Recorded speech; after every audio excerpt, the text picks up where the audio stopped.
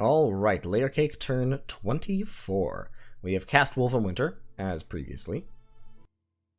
We searched a couple places for magic sites and didn't find any. Not terribly unexpected. We did find a magic site in the Land Pristine, which was a stone circle, which gives us a nature gem. Great, I love nature gems.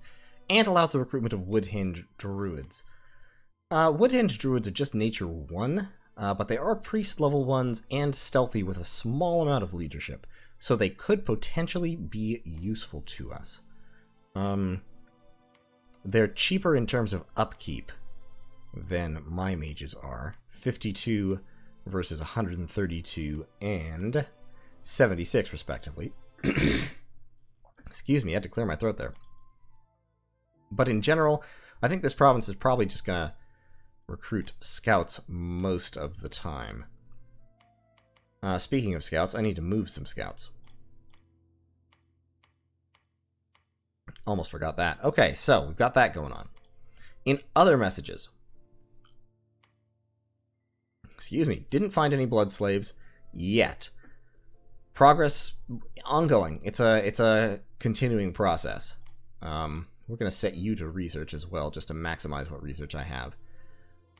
Killed some units marching from Mictlan to the Impassable Mountains, but that's fine. Also, we're going to start marching back because some battles. So in the Grain Coast, Patala bounced a scout off of this throne right here.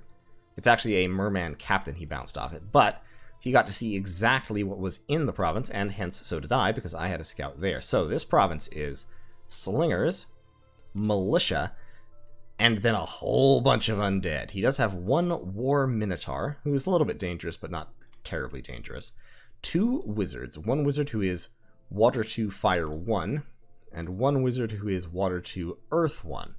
So basically they're both water 2 wizards. They do have magic items. This one has a horned helmet, and this one has a halberd of might. So nice. Very, very nice.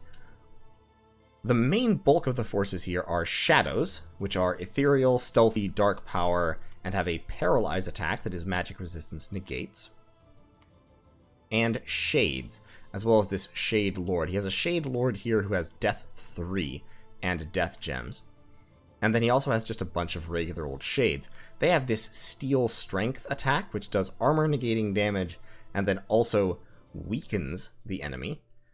Both effects are magic resistance negates. And then the final piece of his leadership is an Anunnaki of the Underworld who is death 8 and has a ton of death gems. So, this is definitely a tough throne. The merman captain just ran away. You can see his mages are basically just buffing themselves. The interesting thing here is all of these units are ethereal, so it takes magic damage to kill them. That said, since they're all low hit points, well, relatively low hit points, 12 on the Shade Beasts, 5 on the Shadows, and 10 on the Shades, they're also all very low protection. They rely on being ethereal to evade damage. So AoE magical damage will pretty much put paid to them very, very quickly. The mages are not casting anything terribly impressive, but of course there was nothing terribly impressive to target. There was also a battle in Lyratos, which is this province right here, and it's just Patala's elephant stack stomping on province defense yet again. Of interest, however, is that in this battle they did actually lose a mage. It must have happened through archery. So you can see he's casting wooden warriors on people. It must have been a stray arrow or something. Anyway, the elephants are trampling these guys down. Yeah, I didn't see a mage die, but I must have just missed it. Because here, they lost a yogi. So they've still got their 4 gurus, but they've lost their yogi, who is their weakest and the least important mage. Finally, there was a battle in the womb. This is my army attacking. We've got our 4 mages lined up here. We have our shark warriors, our infantry in the back. Everybody's casting some basic buffs, and this is practically nothing. 2 pale ones, just very, very basic province defense. And the quick and shark warriors race forward. The incinerate took care of 2 of them. And so you can see here, killed 2 guys from the Ryujins and 1 shark warrior kill. In the Pantocrator's Legacy, we lost a whole bunch of population and had a random battle where a Woodhinge Druid and some Vinemen and Vine Ogres attacked. Fortunately, I had 2 Master Shugenjas here. That was almost really unfortunate. If we watch this battle, This was a funny one, actually. Because my province defense here is just freaking militia and some archers. And then I've got these mages. And so the mages are buffing themselves up and casting more buffs. And for some reason, they enlarged the archers. Mages love doing this, and I don't know why. It does nothing useful. They did cast Earth Meld, which caused some damage, but my militia got routed here. And then this Vine Ogre charges in to attack Masafusa. And we are then treated to the most hilarious display of incompetence. This Vine Ogre cannot, under any circumstances, hurt Masafusa, the Master Shuganja. He's just standing there. Now, admittedly, he has 20 protection and he also has Temper Flesh up, so he's resistant to damage. But still, even so, this guy has two 16 damage attacks. He should be doing something. And while my Gokenin, meanwhile, pretty much solos all these Vine Men. So this is just happening. Like, Masafusa here is going mano a mano against this Vine Ogre, and he's the one laying down the damage. He's taken none. He just took a hit right there. So he did take one hit, but it didn't kill him. And then he casts Fists of Iron and just punches that Vine Ogre. Lays it out. Casts Fists of Iron, 18 points of damage, just bam, right down on the ground. Sit down, boy, you're done. Master Masafusa is here to show you how it's done. And then he routs. But, shh, why do you have a leadership 20? Oh, that's leadership, not morale. And then Masafusa routs, but by that point it's all over, so that's fine. He routed after punching out a Vine Ogre, which I will accept. And in the womb I lost 890 people, but that's fine. In terms of movement, you may notice there's a lot of it. I totally changed my mind. Last turn I was saying I was going to attack Agartha. Nah, I'm not going to attack Agartha. I'm going to leave Agartha entirely be. And I am going to make a bid to take over Raga. So, over here, these guys have just been sitting here for a while. They do have a little bit of province defense there, I guess, so just sneak in. I'm wondering if they don't have a commander with them, if they've just been kind of left to sit.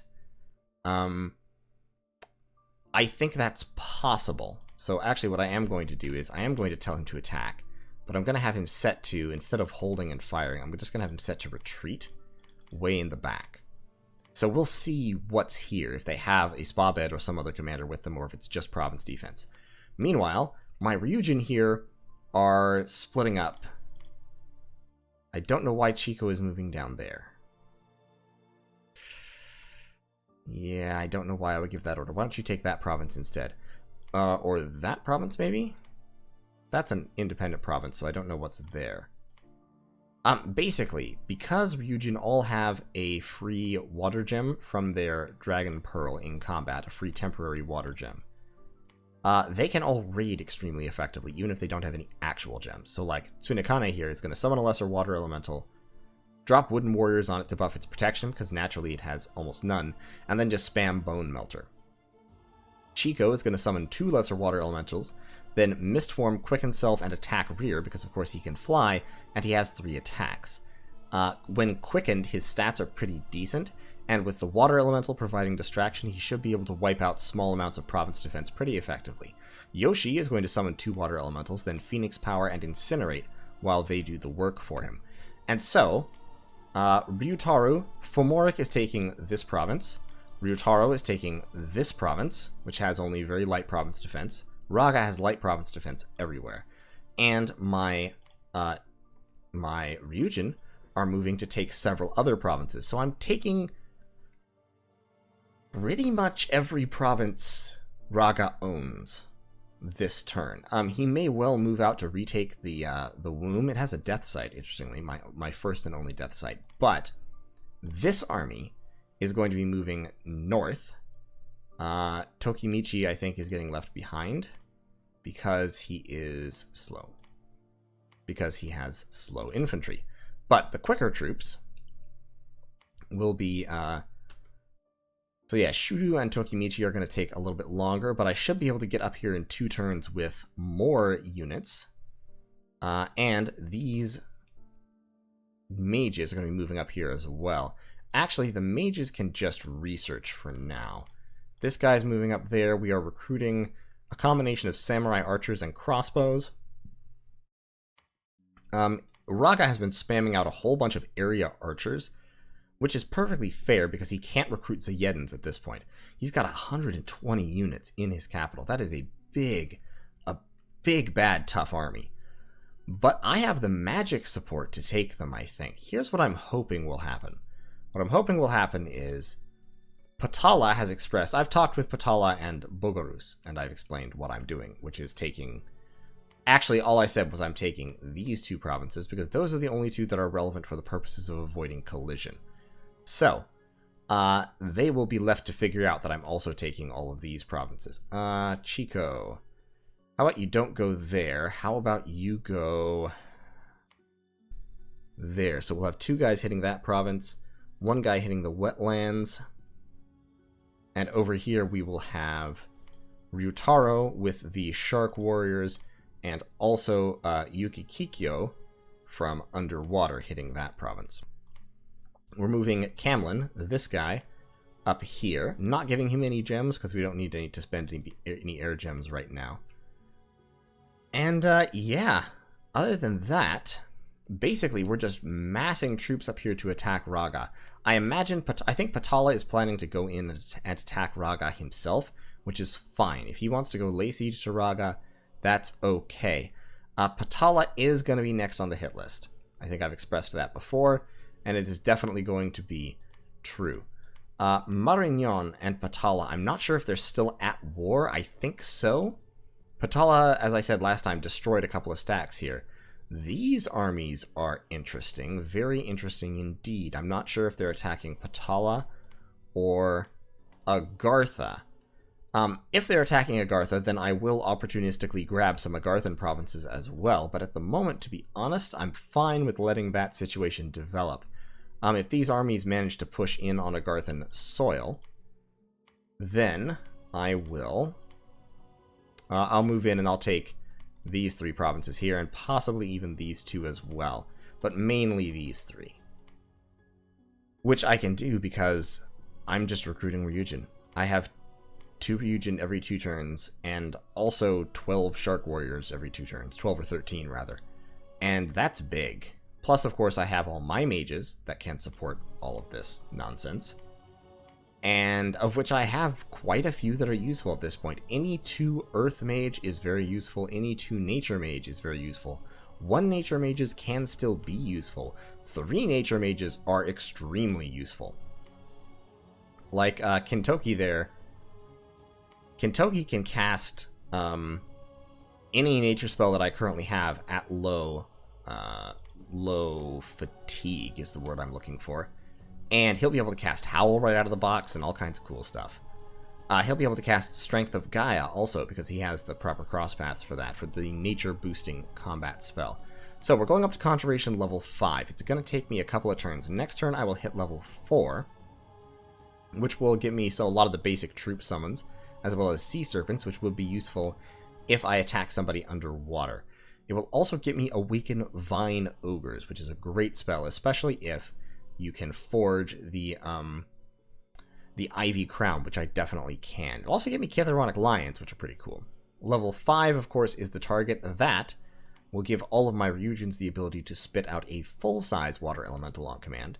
And it will also give me Sea Trolls and Naiads and Naiad Warriors, and a whole bunch more national summons, including the Ujigami, which are great thug chassis, and the Kaijin, who are even more amphibious water mages, which are always good, as well as Dai Tengu, although don't have the air gems to do a Dai Tengu anytime soon. What air gems I've gotten, which have not been many, I have spent on quills. So, in any case, this is why I love the Ryujin. Map move 34 and flying means this guy can go across 1, 2, 3, 4 provinces in one turn. This guy can go across 1, 2, 3 provinces to hit the enemy. Down here, who is it? Yoshi can skip right across here to hit this, to hit Black Harbor.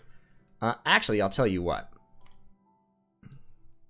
Chico, why don't you go help Yoshi hit Black Harbor, because that does have well-organized province defense, so might need 2 mages. So we'll set these guys back here, and then instead of attacking, don't want you to split up like that. Instead, we will just have you cast numbness. Yeah, just do that, and then cast spells. And we'll move both of you up to about the middle there, so you'll be able to target. And so we'll crap out 4 water elementals, and then we'll start casting damage and debuff spells, and that should be able to take care of province defense, even quote-unquote well-organized province defense. If these guys have a mobile commander, they will be a serious problem. If they don't, then I'll pretty much just be able to concentrate forces to kill them.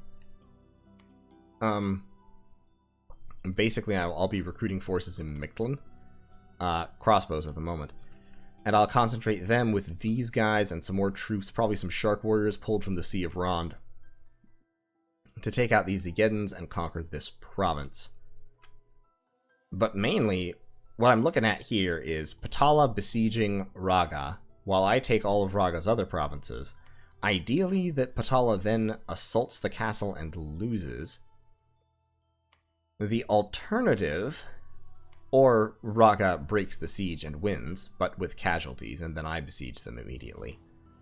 The other scenario is that I attack Patala's army in Raga and destroy it and take over the siege myself. I will definitely need all of my troops up there in order to do that, but I actually do have significant troops. Right now, this army is about 70 units. I've got about 60 units here, and up here I have 80. So overall, I have quite a large army between these 3 provinces. Gonna take a few turns to pull it together, but once I do that, I will absolutely be able to destroy this army with my crossbows, samurai archers, and infantry, and especially with magical Ryujin support. Ryujin make a big difference. No, water is not the most powerful magical path, but having access to high-level water and a mid-grade cross path is incredibly powerful. I haven't even researched the spells that make Ryujin really powerful in combat. Evocation, high-level conjuration, to some degree enchantment, although not nearly so much. Enchantment really only matters underwater with like friendly currents and stuff like that. But yeah, they are extremely solid. Grip of Winter also is a pretty good one that high-level water mages can cast. So, research-wise, like I said, going to hit Conjuration level 5, then we'll go back to Construction to start getting some good items that everybody can forge. Gem-wise, I'm getting quite a few Fire Gems, and reasonable amounts of Nature Gems. So, those are kind of my 2 big ones there. Fire Gems, I honestly don't have great uses for. Akihiro could theoretically do something with them, but he's busy casting Woven Winter, making sure that Raga stays shut down. It is early spring, and so I've got to keep that temperature cold in order to prevent Zayedin recruitment. He has enough Zayeddans. I don't need him getting more. I think he has probably about 30, something like that. It's hard to say. But what I would like to do, actually, is I'm going to move that ninja over here. I'm going to try assassinating.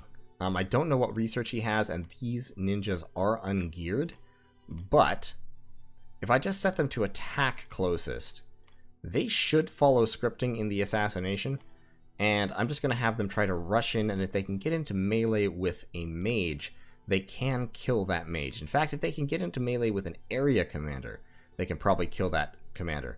Now, getting into melee with a Zayeddin Spabed would be worthless. It would be actively counterproductive, actually. But getting into melee with a Daster, they might be able to kill that Daster. So, that is going to be the turn, to be honest. Still recruiting Shark Warriors, and of course, Ryujins. Still pumping out ranged units here. I've got a few Samurai Archers being pumped out here. I'm actually going to swap them out, I think. I think we're going to grab a few Ashigaru. I don't like doing that. Let's just get 2 Akaoni Samurai. No unit recruitment down here because I just don't have the resources. I'd like to be doing some summons, but at the same time I would also like to be saving up nature gems because I theoretically might be able to get Mother Oak. Probably not. Getting Nature 5 is going to be a little bit of a trick. I have Nature 3.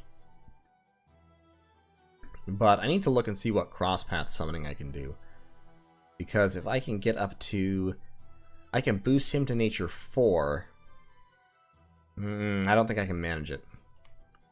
In any case, Rintaro here. We're building a palisade. It's going to be done in one turn. I don't have the free gold to build a lab, so that's going to have to be next turn. Oh, no. What am I saying? I already built the lab here.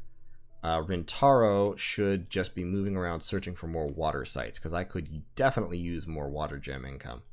So Rintaro, go walk around looking for water. You will be our dowser for now. Actually, go walking around that way. Hidekazu needs to search for magic sites. Fumitoki is searching for magic sites. These two guys are searching, but they are set to retreat. So if these Zeidans do have a commander, and they come after me, they'll be able to run away. And other than that, I stand to take a lot of territory this turn. Hopefully I won't be intercepted. If I am, my Ryujins will put up a fight, but they may die. Now, the fact that they can fly means they might be able to run. At least... There's no... Yeah, there is a direct connection there. And there. So in those two provinces, they should be able to run. From here, a little bit more iffy. I think they can get to this province. If they can fly. From this province, if they retreat, they're almost certain they're going to die unless I also take this province. So it is a little bit risky, but I'm actually in the unusual position of being able to replace Ryujin. So I'm not too worried about it. But in any case, that is turn 24. Thank you for watching. I will see you all in turn 25, where things will get even more interesting. I'm very happy about how well I'm doing so far. The existence of these two pawns and the fact that I was able to kill Mictlan early were what I needed to put me into a position where I can be effective in this game. And starting from this position, I think I'll be able to cause a lot of damage. Because, to be frank, I don't think people are used to playing against a Jomon who can actually spam Ryujin. And Ryujin are very powerful and very effective and very flexible mages.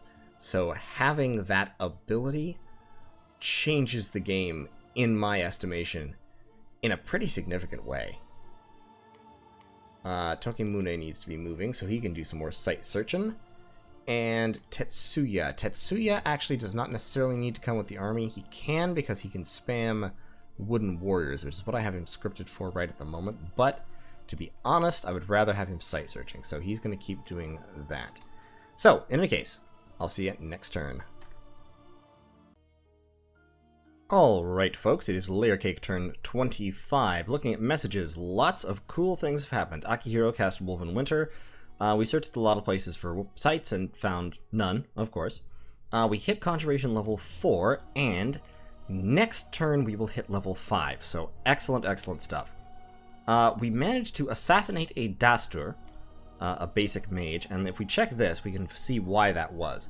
So this Dastur randomed air, so he has fire, air, death, and blood.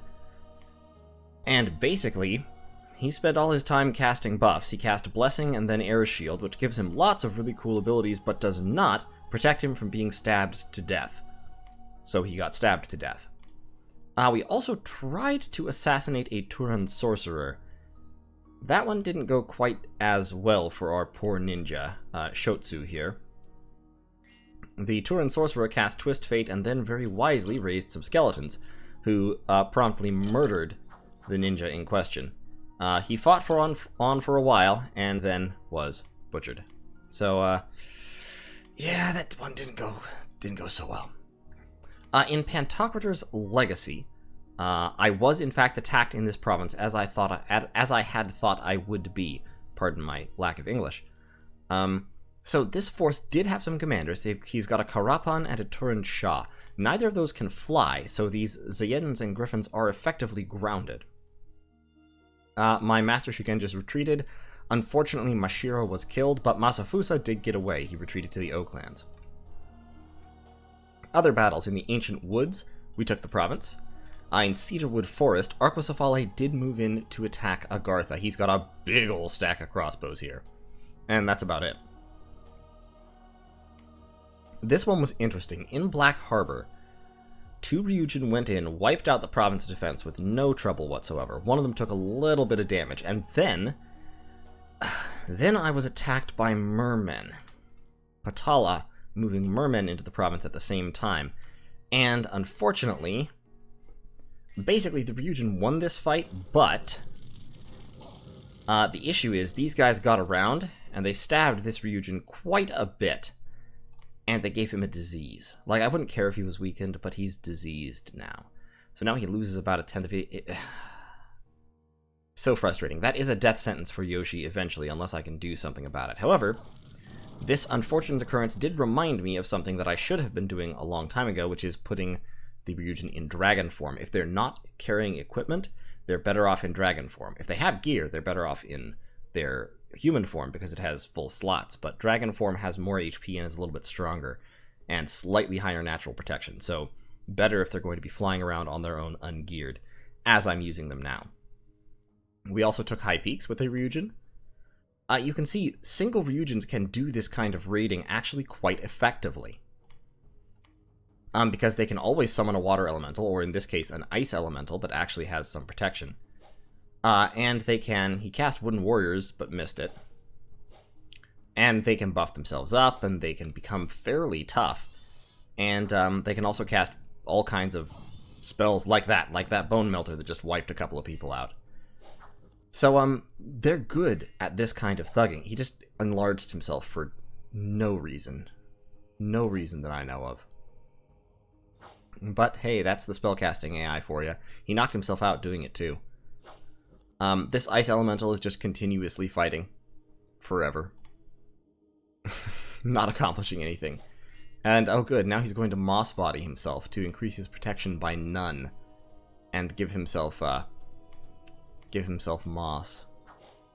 Moss body honestly isn't a bad buff, it just doesn't normally accomplish much. And then Tunikan is going to go into melee, and he's going to beat this area spa bed. Oh, the moss exploded. He is taking a little bit of damage, but he's quickened. So his attack skill is higher, and he has 3 attacks. So, even though he is taking damage, he then casts Bone Melter. He barely survived there, but no afflictions, so because of the liquid body. So, there you go. In any case, so we took all the provinces that we attacked. We lost the Forest of Pine as well to another little raiding party with a Daster and Forza Yeddens.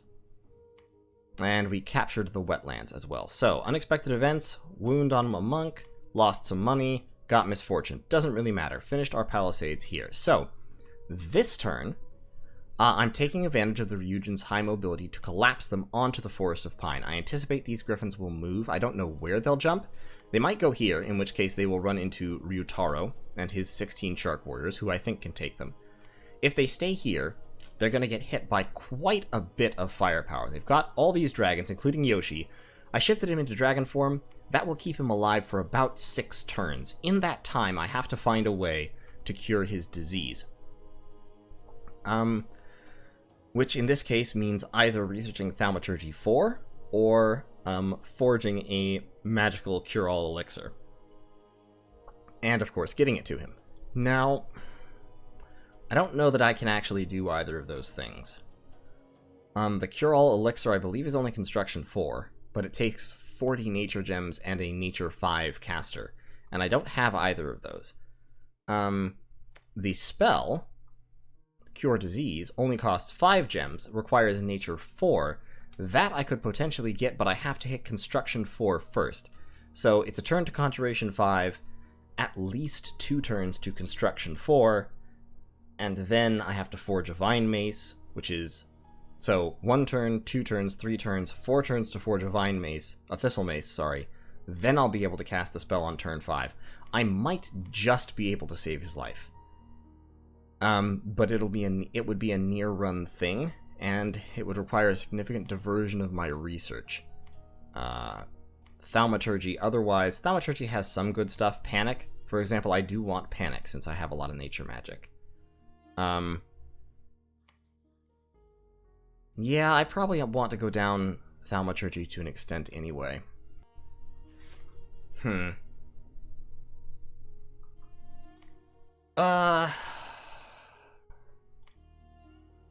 and Pyre of Catharsis also works, actually.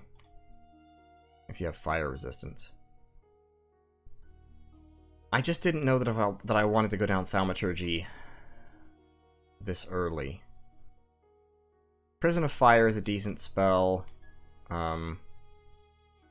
Curse of the Desert is a good spell that Ryujin can use. It's basically AoE desiccation, which inflicts a whole lot of fatigue damage. Gnome Lore helps me search for Earth Sites, which I desperately need because I have no Earth Sites and I must find them. So, yeah, it's not bad. Going down Thaumaturgy, I would need to do it eventually anyway. I'm just not sure I'm gonna reach it in time. We'll see. If I can save Yoshi, great. If not, you know what? He is actually replaceable, which is not something you say often about Ryujin, but I have enough Ryujin recruitment in this game that I can say that. This army I'm not moving away. In fact, I am moving mages to reinforce them. Specifically Earth and Nature mages, and these ones are carrying Nature gems. That's because if these Tenziedans, remember they're grounded, they can only move one province, so they can hit me here, here, or they can go over here. If they go over here, I might lose a whole bunch of Ryujin at once, which would be a real pain in the neck, but it's possible. If they go down here to try and kill this army, however, which I think they might do, because this is kind of a tempting target. I mean, this army by itself would not be able to stop Ziedans. With all this magical backup, they might be able to. What we've got here is the nature mages are all spamming wooden warriors, the ones that don't have gems. The ones that do have gems are coming in and spamming Swarm right off the bat, so they're going to cast Swarm 6 times in the first 2 rounds. My other mages are going to Iron Skin up, defend themselves, and then start casting wooden warriors to give those bugs protection, which won't help them survive much, but it will also hit all of my actual soldiers and give them protection that might be enough to help them survive attacks. These two are going to jump into the back in order to distract the Ziedans. The priests are basically standing around to catch arrows. They're kind of scattered around thither and yon in the back of the field. Masafusa, do not be back there. So that if the Ziedans are set to attack rear, they're going to jump right over this group and hit these groups back here, which is fine. I have samurai archers and crossbowmen, a few, set up separately. And the goal will be mainly to tie the Ziedans down with bugs. After all, I'm casting Swarm 6 times. That's a minimum of 120 bugs. Many of them will have arm-negating attacks. Some of them will have decent attack and defense stats. It'll be very, very hard and very slow to kill them all. And they'll basically just kind of pin them down. I've also got these militia in the back for the same purpose, to die. So long as my mages stay on the field, even after they go off script, they're likely to contribute something useful. And especially with the Armor of Achilles breaking armor off some of the Ziedans, I think I can probably take... This is 10 Ziedans and 4 Griffins. I think this force can take that, can kill them. Raga is besieged and owns no provinces except these 3 over here. This Patalan army I don't anticipate will be able to actually beat Raga. What I want is I'm moving my troops up in this direction, going to gather them here and then move in. I anticipate my prediction for how this will go, if Patala does assault with this army, which he probably can because the War Elephants are providing a lot of siege attack. So he is probably breaking down the walls. Now it'll take a while. Wall integrity 750 is not easy to break, but I have quite a bit of siege strength coming in, and my Shark Warriors provide quite a bit of siege strength, and I have more and more of them coming in. I have 35 siege strength here, I have almost 70 siege strength here, plus 130 here, and 106 here, and 81 here, including Weeaboo Meme Lord. I should be able to bust down the walls of Raga in probably 3 or 4 turns, and then take the place with the amount of mage support that I have. Akihiro is not casting Wolven Winter anymore because Raga, since it's already besieged, probably doesn't need it right at the moment. I'll cast it again if I have to. If Patala attacks and is beaten, or if Raga sallies out and beats them. I'll get the Woven Winter reestablished pretty quick. So I'm not too worried about that either. Now, he does still have... Who is Raga's god Graven Image? Yes. So he does still have quite a bit of dominion in this area around here, but with no temples and under dominion pressure from all sides, I think it'll probably be pushed back at some point here. I could use more temples, actually. I could use at least one more temple. Just don't have the money for it right now with all the recruitment I'm doing. But in other geopolitical news, Man and Pangaea continue to skirmish, it looks like. Arquicefale has launched a full-scale invasion of Agartha. Looks like he's aiming to take Agartha and these other two forts right off the bat, which is fine. Let them fight. When I have a few troops free from dealing with the Raga Patala situation up here, I will go and besiege Underspring, as I had originally planned on doing, and capture it. Primarily with Shark Warriors, because they have Dark Vision. I've stopped recruiting Shark Warriors down here in order to focus on recruiting a few land troops as well. So I'm getting some Akaoni Samurai there. Come to think of it, I am recruiting crossbows over here, and crossbows and samurai archers here. Come to think of it, probably don't need those.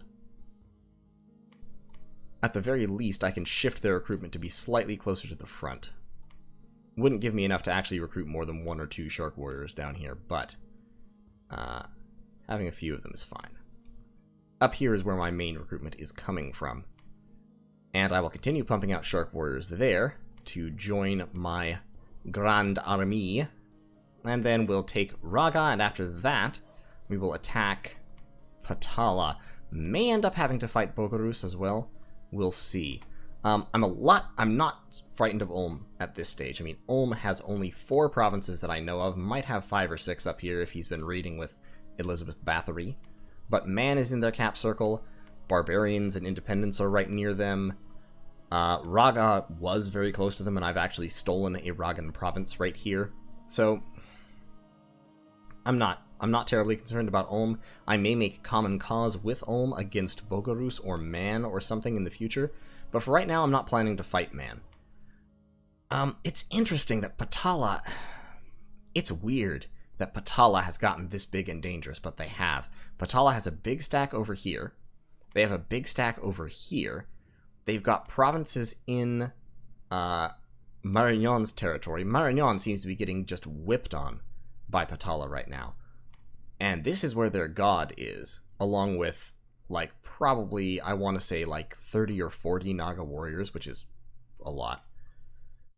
And then over here, of course, they've got this massive stack of primarily war elephants, with a whole bunch of other random infantry mixed in. So, Patala ain't no joke. I think going to war with Patala will actually be important soon to prune them, if nothing else. Which I can absolutely do. As soon as I kind of free up my Ryujin from doing what they're doing right now, Ryujin and Shark Warriors can take this pond away. No trouble at all. But that will have to be for the future, so that's turn 25. I'll see you in turn 26, where things will continue to get interesting. I hope I'll be able to save Yoshi, like I said, but if not, it'll be okay. If he dies, I'll try to have some other people in the province who can pick up the Dragon Pearl. Preferably, of course, water mages, because the last thing I want, because that's a cursed item, the last thing I want is some schmuck who's not a water mage picking it up and not getting any use of it ever. I don't know if a Ryujin can actually carry 2 pearls and become water 4. I don't think they stack. Probably the same item, 2 of the same item don't stack. That seems to be a general rule. So I'll have to get like a water random Master Shuganja, like Mitsu. I could move Masamitsu before Yoshi dies. I could put him and Masamitsu in the same province, and then hopefully Masamitsu will pick up the pearl. But we'll see. In any case, thanks for watching. I'll see you in turn 26. Alright, ladies and gentlemen, welcome back to LAyercake. It is turn 26. Messages for this turn. We hit Conjuration level 5, so now we can summon full-size elementals, which is pretty big. We searched a bunch of places for magic sites and found none. We also did not find any suitable blood slaves, which is an unfortunate thing that happens when you only have 1 blood. I need to get up to construction level 4 to build him a Sanguine Dowsing Rod ASAP, which I should be able to do in 2 turns. We got a couple more Ryujins. Kinhira here is moving with a whole bunch of gems. Takashi here is moving up here to throw another casting of Woven Winter, because unfortunately he might go to neutral scales next turn, which would be sad. Now, here's the interesting thing. There was a battle in Raga. Raga sallied and attacked Patala, and unfortunately, Patala was not prepared. So here's Raga's line of Zayedans. He also has a whole bunch of area archers he's been recruiting. And area archers are, I mean, they're archers. They've got composite bows. He has a number of mages. He has Dasters carrying death gems. Over here he has 3 more Dasters, one of whom has lost an arm.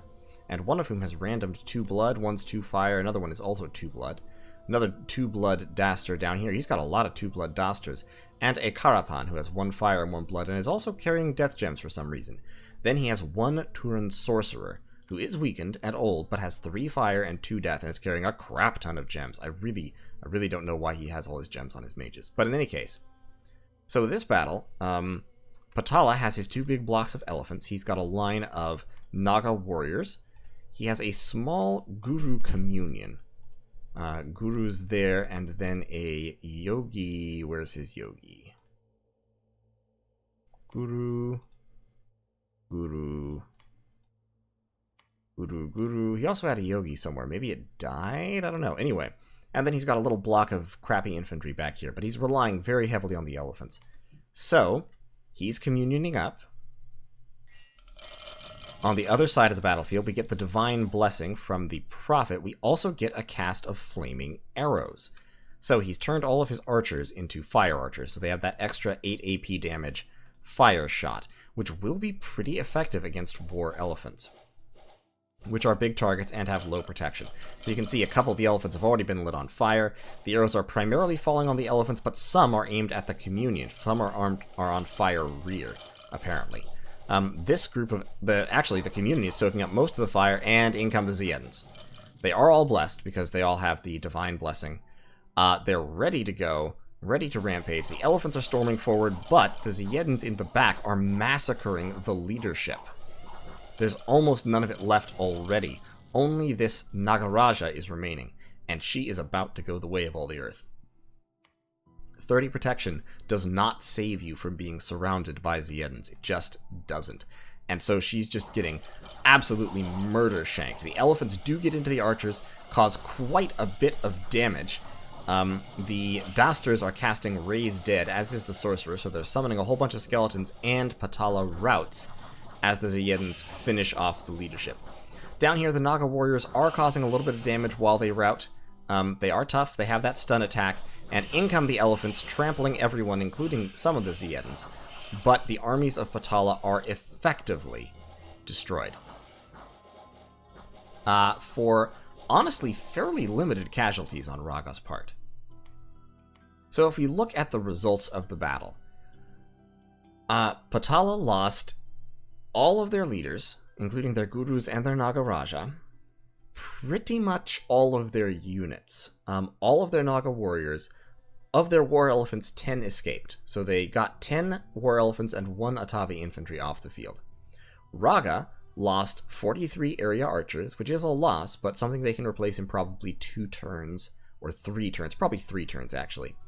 And they lost 1 Zayedan, because they got 4 Turin Griffins back, and they will be remounted immediately because they're in the capital. So 43 archers, 1 Zayedan, in exchange for an entire Patalan army. That's a pretty decent trade, as far as I'm concerned. In the Forest of Pine, my little Ryujin force jumped onto a tiny little bit of province defense. We can view the battle. It wasn't even strong enough to trigger gem use, so they didn't summon any elementals. They just all cast self-buffs for a little while. And wooden warriors on the infantry and stuff like that. Wooden warriors on Jomoni's infantry, incidentally, 21 protection. Pretty solid. 23 protection on Go Hatamoto's. Very, very solid for basic infantry units. And then all the Ryujins just spammed spells until everyone died. in the mountains of Evernight, this raiding party hit me. They did move. They didn't try to intercept me or anything, and they also didn't attack my army. They just went into this province and wiped out the province defense, which is fine. They're just raiding. That's acceptable. This army will pursue them. This army is actually going to move up here, I think. Actually, no. I'm going to send the Ryujins jumping all the way over here. This is where I'm gathering my forces. Fomoric can go take that province with his troops here. And I'll just set them on attack closest enemy. So, let's pump some defense into that province. So, my armies are converging on 95. I've already told Batala I'm going to be moving through here. I'm not giving him an option. I am going in against Raga. Jomon here is going to try and assassinate somebody. Unfortunately, he's going to have to try to assassinate them with the Scepter of Authority. Actually, tell you what, let's give the Scepter of Authority to Masamori. Fire damage will not be terribly useful against mages, against Turan mages, but hopefully he can assassinate somebody good, because he does have the handful of acorns, so he does have 3 vine men, and he also has a hat, so he has higher protection and is not vulnerable to headshots. So hopefully he can accomplish something there. Also, he has higher morale, so he hopefully won't run away. But my army is converging on 95. From there, they will hit Raga with the full might and power of my army. I'm carrying a whole bunch of earth gems there. I'm bringing all of my nature and earth gems that I have with Kinhira. I've also got some nature gems on Yukikyo. So, I should be able to hand them out to my various nature mages for purposes of Swarm. I would honestly like more nature gems, but I'd have to alchemize to get them. It might be worth it. It might be worth it. Yeah, let's do it. I'm going to take literally every nature gem I can get my hands on. And we have 1, 2, 3, 4, 5, 6, 7 Ryujin involved. Admittedly, Yoshi is very badly injured and doing very poorly. He's feeling quite bad, but he's going to die. I've pretty much accepted that. Research-wise, the only way to save him will be, as I said, to research Thaumaturgy level 4. And that, like I said, he's slow to recruit, but he is replaceable. And he'll drop the pearl, and somebody will pick it up. So, basically, we're all going to gather here. We have more troops, including Weeaboo Meme Lord, gathering in Cloudbreakers to help us out. But this army is going to be pretty intense. We've got Ashigaru in the back as basically attack rear absorption. We've got our Tengu, about 20 of them. We've got Shark Warriors up front, crossbows on fire flyers, more crossbows and archers, more crossbows and archers, a small band of infantry who will be up front with the Shark Warriors on attack closest. So hopefully those guys will draw arrows from the archers. When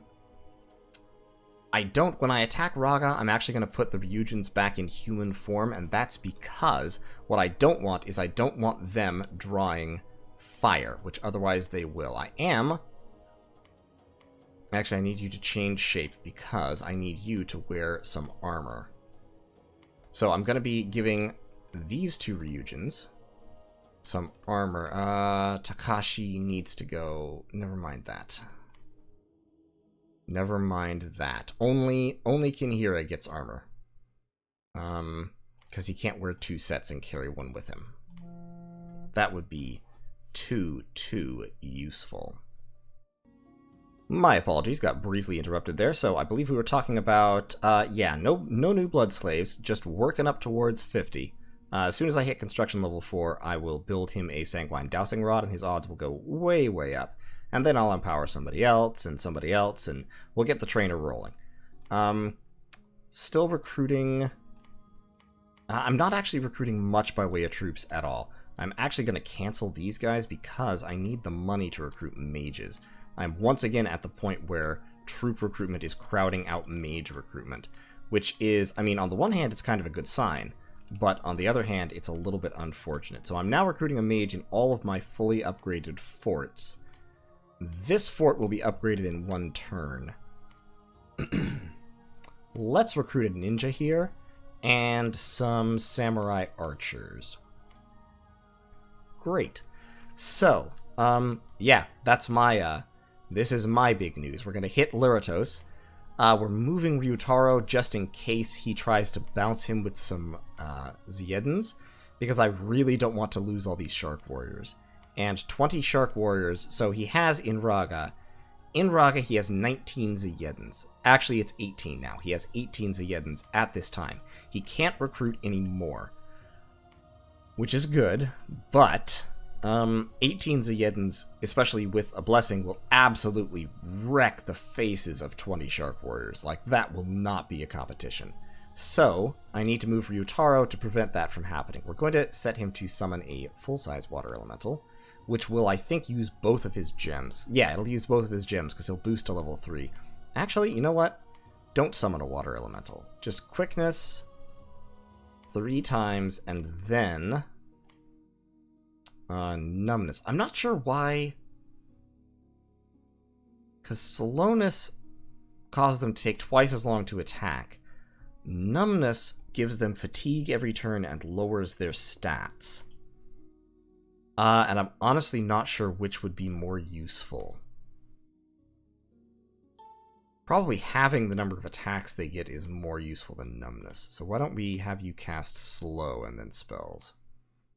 Okay, great.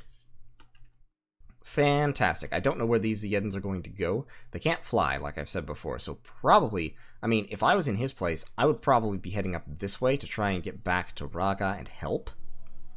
Especially if he thinks he can hold it for a couple of turns, but he can't. I have 225 siege strength there. I've got him coming in. I've got 50 siege strength here, and these guys are another 58. So he's only going to be able to hold Raga for about 3 turns if he doesn't sally against me. But in that time, I will be flooding in more troops. I mean, I have another 100 or so siege strength coming up with Weeaboo Meme Lord. And, of course, I'm getting more Shark Warriors that I will also send out to get him. So, it's gonna be rough. It's gonna be a hard time, a hot time in the Old Town tonight. I would like, actually...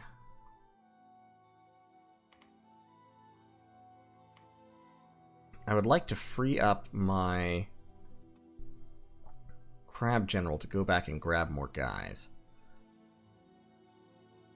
So let's take these crossbows and put them in that gang, and let's take these archers and put them in that gang along with these crossbows. There you go. So now Zerfarik is empty, so he can take this gang of infantry, and now Aichi can run back towards the ocean. It'll take him a couple of turns, that's fine. In that time, we'll build up a few more Shark Warriors. And so he'll pick up 9 or 10 of them. We're not recruiting any Shark Warriors down here right now. I do still have 6, but I don't have an amphibious commander available to go grab them right at the moment. You, sir, should be researching. As should you, sir. They were the guys forging fireplate for the Ryujins. Takashi, you might as well wear a set of fireplate. I also forged a Chithyronic lion pelt, which also gives head protection. So you can see right now his head armor value is 0. Let's actually, Kinhira, instead of the fire plate, why don't you have the Chithyronic lion pelt? Yeah, that's a little better. That gives you more head protection. And then you, Takashi, can have a fire plate. It also gives you a morale bonus, which is pretty nice. You, sir, not you, actually. You, sir, you can have an owl quill, so that you can use it to research more gooder. We're up to 426 research points per month, which is not bad. Not too shabby at all for turn 26. And that is with a lot of our mages moving into combat. We've got 1, 2, 3, 4, 5, 6, 7, 8, 9, 10, 11, 12, 13, 14 mages currently moving around doing things, plus him, 15, 16, 17. Jomon is not bad at research, to be fully honest. That is one thing that Jomon does not struggle with too badly, especially when you have a little bit of magic. Pumping out all these Shugenjas and Master Shugenjas does wonders for your research. They're not the most efficient researchers there have ever been, but they're pretty good. They're pretty high research point. And so that makes them very, very useful. Now, if he wants to move to defend himself with these griffins, he can, by coming up there, over there, and then in. It'll take 3 turns total. And it would increase his power tremendously. The Mountains of Evernight have about 18. Yeah, 14 Zeddens and 4 griffins. Which would almost double his numbers, because right now he has, it would exactly double his numbers, actually. He has 18 Zeddens in his capital. So that's half of his Zeddens. And the Zeddens are definitely the biggest danger to my army. If he does that, that's actually okay with me, because that's kind of predictable. So if he moves here, I will know, I'll be pretty certain that he's coming here next turn. I'll also be pretty certain that he's going to wait. Well, no, because timing-wise, I'm going to hit here next turn, and then 2 turns I'll be moving there just as he moves there. It would open up the possibility of ambushing him with these Shark Warriors moving back from the Ancient Woods and my dragons, my Ryujin. It would be a tough fight, but it might be worth it for the infantry to move in and besiege Raga while the Ryujins and Shark Warriors jump over here to get him. Especially if I could also move in Fomoric's infantry to provide a little bit more chaff. That might be a really good fight to take, because it would be in the dark, so they would be impeded by the darkness. And my troops, my Shark Warriors, have 50% dark vision. So they only take a -1 penalty as opposed to -3, so it sort of evens the playing field a little bit. And with all the Ryujins casting spells to buff them, that would definitely help. Not sure he's going to go for that. He may just be raiding me for the sake of causing damage as an act of revenge. Which is, you know, it would keep him on the map until such time as I manage to actually defeat him. He's still got quite a bit of dominion, so he's not going to be dom killed anytime soon, unless I take out the temple here, in which case he'll be dom killed pretty rapidly. But this army will remain a nuisance and a problem and a danger unless I destroy it, which is going to be, I'm not going to sugarcoat it, is going to be tricky.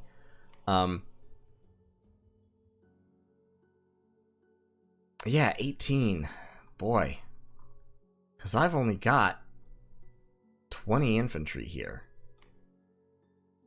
I do not think my Akaoni can take on Zeddens 1-to-1. I'm going to move these guys down here, actually. We're just going to avoid combat for now.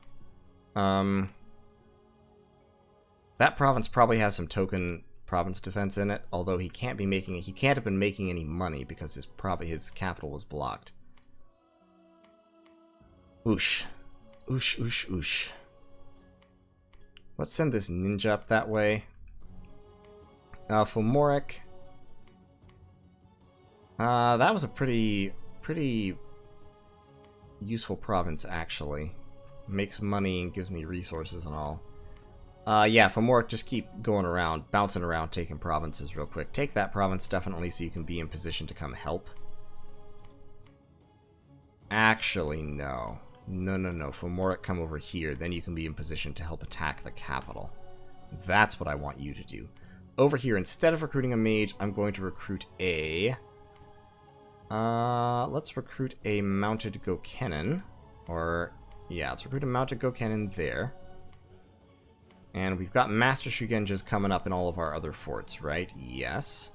Down here we can, yeah, keep recruiting a ninja, I guess. I could start a Master Shugenja, but it might be stopped because he might come and besiege my fort. So I'd rather have a ninja.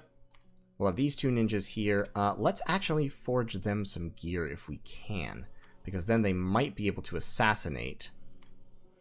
Because there's a Daster, a Karapan, and a Turan Shah. Now, the Turan Shah is probably not assassinatable, but the Karapan and the Daster may be, depending on what they cast.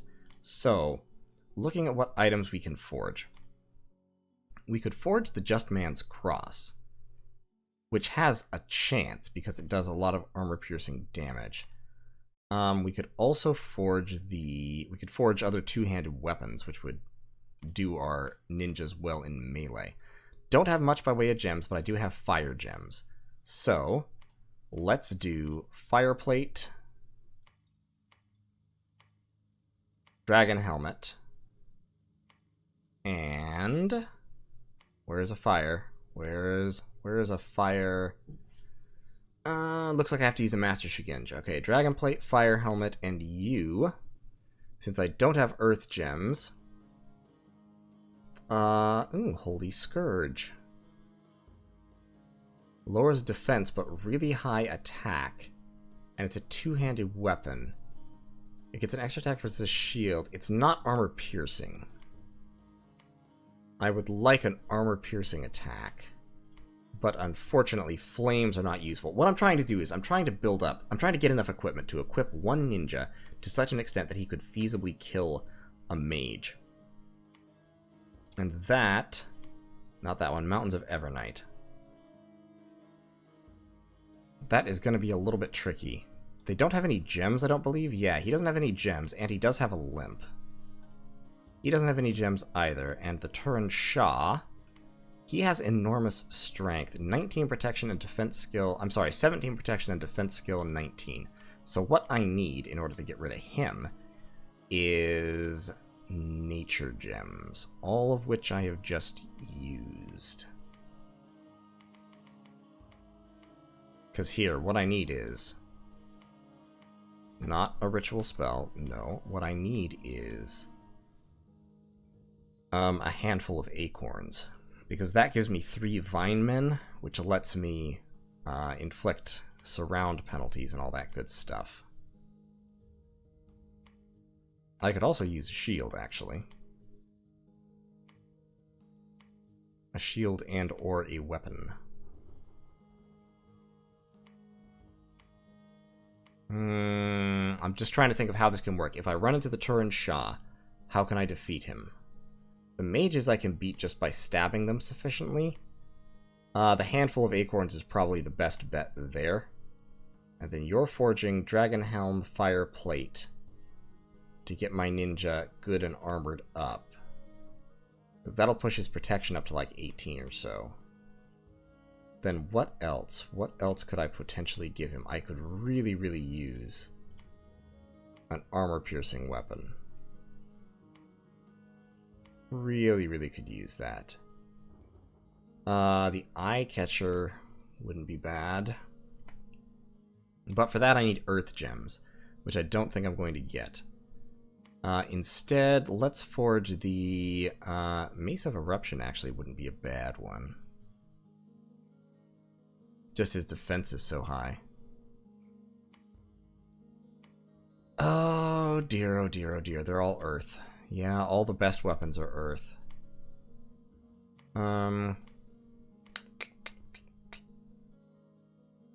Ice Sword?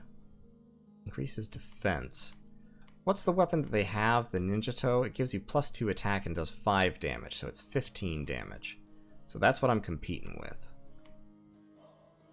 Burning Blade would do a lot more damage. But the secondary damage is fire, and Turins are fire resistant. Yeah, he's fire resistant 15, so fire damage is not going to help against them. They're just going to shrug it off. I do have water gems. So the Ice Mist Scimitar. Oh, the Ice Mist Scimitar. That is the one. That is the one. But I need, because it's 10 armor negating. Oh, it's only fatigue damage. Shit. Hunter's Knife might be the one that I want, actually. But it takes nature gems, and I just used my nature gems again. Thunder Whip. Thunder Whip does the chain shock, which is armor negating. Unfortunately, it chains, so it'll hit my own guy with armor negating shock damage. So that's no good. I already have a hardwood club, which won't help me. Oh, frustrating. I think I'm just gonna have to. I'm just gonna have to gamble. I'm going up against the. I'm just gonna have to gamble that I'll get the mage, one of the mages, as opposed to the Turin Shah.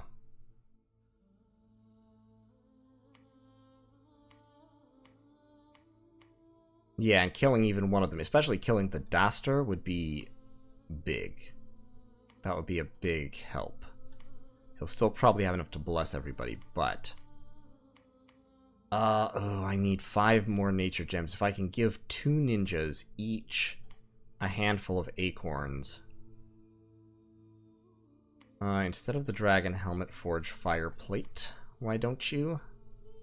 That'll give you morale and body protection. Well, no, it's because they already have some body protection. It's helmets they need.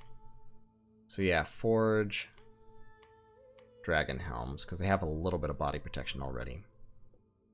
And then I'm forging a handful of acorns. I need another handful of acorns.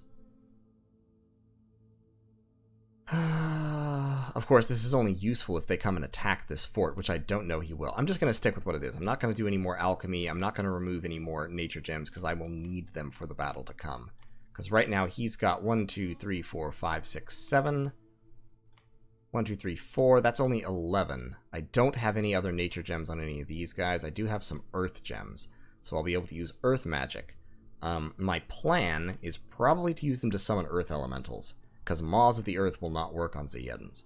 And it's the Zeddens that I'm worried about. The archers, not so worried about. Even with the flaming arrows, the archers will not be able to shoot down the Shark Warriors effectively before the Shark Warriors can close the distance and start doing some real damage. And they also will not be able to stop the Tengu from flying down to the back of them. I am going to have a couple of my mages set to spam wooden warriors for 2 rounds onto the Tengu while they sit still and wait.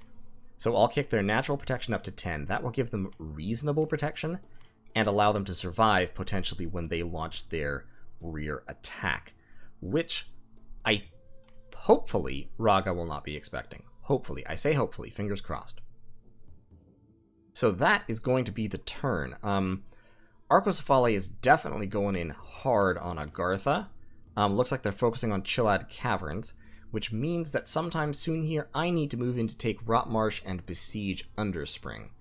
He's building up forces in Underspring, probably in anticipation of Man's army that he's building up in Agraria coming in on him. So I imagine this means that Man has concluded some sort of peace with Pangaea, but possibly not. Maybe they're still fighting.